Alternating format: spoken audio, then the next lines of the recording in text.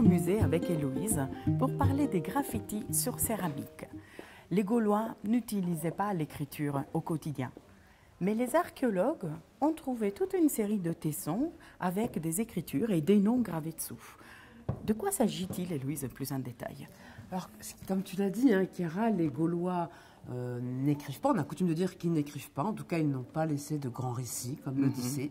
En revanche, on voit qu'ils pratiquent tout de même l'écriture, puisqu'ici, dans cette vitrine, nous avons tout un ensemble de graffitis, c'est-à-dire des inscriptions qui ont été gravées sur des tessons, des fragments de céramique, alors gravés avec ce qu'on appelle un stylet, une pointe sèche. Voilà.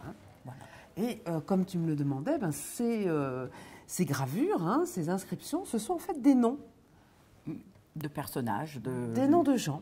Oui, voilà. Mais il y en a, par exemple, qui veulent dire vieux, brune, cavalière. Ça paraît plus des sobriquets. Voilà, c'est comme ce qu'on appelle des petits surnoms, des noms, alors qui donnent du coup, qui déterminent un petit peu les gens.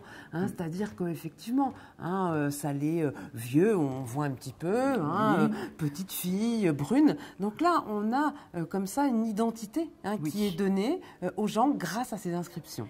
Mais des fois aussi, on en a des autres, comme on peut voir ici, où il n'y a pas vraiment des noms gravés, ça paraît plutôt des chiffres. Oui, là on a des signes, on a des chiffres, là toujours sur céramique, et puis là un très très beau fragment qui est un morceau de bois.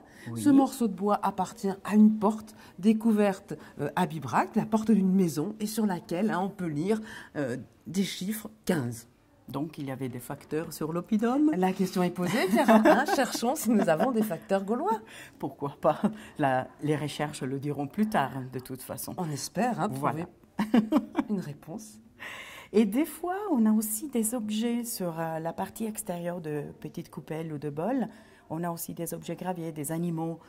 Ça fait partie des mêmes gestes que graver un nom. Alors, on ne sait pas si ça fait partie du même geste, mais en tout cas, effectivement, on a quelques exemples comme ça qui sont assez extraordinaires. Surtout un petit bol sur lequel on va voir graver des fibules, plusieurs fibules.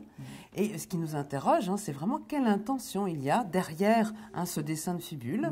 Donc, peut-être un artisan qui veut apprendre, transmettre son savoir. Peut-être quelqu'un qui trouve que cet objet est beau et a envie de le représenter. Et pourquoi pas? Pourquoi pas non plus.